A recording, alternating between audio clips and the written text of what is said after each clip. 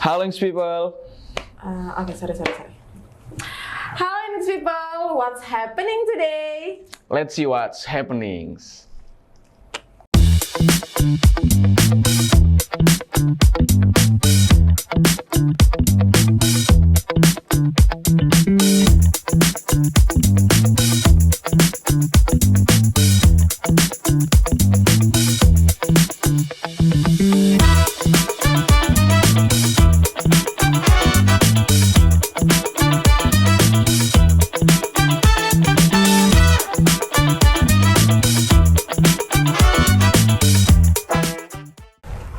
Sibuk banget perasaan dari tadi, nelpon mulu. Iya, benci banget gara-gara selalu di spam call. Cuma beda nomor belakangnya doang, ganggu aktivitas kan. Wah, kayaknya ini salah satu akibat dari kebocoran data pribadi deh. Ganggu banget nggak sih? Tapi kamu tahu nggak? Indonesia termasuk ke daftar 10 negara dengan kebocoran data terbesar. Tahu nih ya, Inks People, menurut data dari Surfshark, Indonesia masuk peringkat ke-8 negara dengan kebocoran data terbesar mulai dari Januari 2020 sampai Januari 2024. Salah satu kasus terbaru yaitu yang kemarin kita bahas di episode What's Happening episode pertama. Betul banget, di episode 1 kemarin. Tapi, kamu sendiri masih pakai X nggak sih? Masih. Nah, dulu kan X itu namanya Twitter. Pada tahun 2022, data dari 400 juta akun Twitter dijual, termasuk data pribadi. Nah, data-data yang dijual itu ada nama pengguna, kata sandi, dan data yang terkait akun dijual secara daring. Oh iya, aku baru tahu sih. Nah, aku ada pertanyaan nih untuk mewakili Inks People di luar sana. Kan data kita tuh ada di mana-mana, kayak di perusahaan tempat kerja, rumah sakit, dan lain-lain. Semisal data kita bocor, kita bisa nggak sih menuntut mereka yang memegang data kita itu? Bisa banget. Data pribadi ini udah ada undang-undangnya. Pada Undang-Undang Nomor 27 Tahun 2022 tentang Perlindungan Data Pribadi. Pada Pasal 12 Ayat 1. Subjek data pribadi berhak menggugat dan menerima ganti rugi atas pelanggaran pemrosesan data pribadi tentang dirinya sesuai dengan ketentuan peraturan perundang-undangan. Oh, oke. Jadi kalau misalkan data kita bocor, kita juga punya hak nih untuk menuntut ya. Betul. Tapi sebenarnya apa sih yang dimaksud dengan perlindungan data pribadi itu sendiri? Oke, jadi data pribadi adalah setiap data tentang orang perseorangan baik yang teridentifikasi atau dapat diidentifikasi secara tersendiri atau dikombinasi dengan informasi lainnya, baik secara langsung maupun tidak langsung, melalui sistem elektronik atau non-elektronik. Nah, data pribadi ini ada berbagai jenis. Yang pertama ada data pribadi umum, dan yang kedua ada data pribadi spesifik.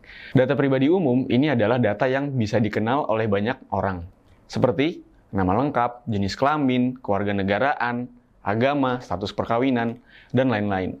Nah, kalau data pribadi spesifik ini mencakup data pribadi yang cukup sensitif, seperti data biometrik, sidik jari, iris mata atau wajah, kehidupan atau orientasi seksual, catatan kejahatan, dan data keuangan pribadi. Nah, data-data ini harus dilindungi karena kalau sampai jatuh ke tangan yang salah, bisa disalahgunakan untuk tindakan kriminal, seperti penipuan atau pencurian identitas. Makanya penting banget buat kita semua paham kategori data apa saja yang harus dijaga dengan ketat. Iya juga ya, apalagi sekarang data kita tuh ada di mana-mana, mulai dari aplikasi sampai ke layanan kesehatan. Kalau gitu siapa aja sih yang bertanggung jawab atas data pribadi kita? Nah, dalam hal ini proses perlindungan data ada 3 aktor. Oke, kalau dalam hal ini proses perlindungan data pribadi ada 3 aktor utama. Yang pertama ada subjek data, yang kedua ada pengendali data, dan yang ketiga ada pemroses data atau prosesor. Nah, kalau subjek data adalah individu yang datanya diproses, seperti kamu sendiri contohnya. Pengendali data adalah pihak yang menentukan tujuan dan cara pemrosesan data, misalnya perusahaan tempat kamu bekerja.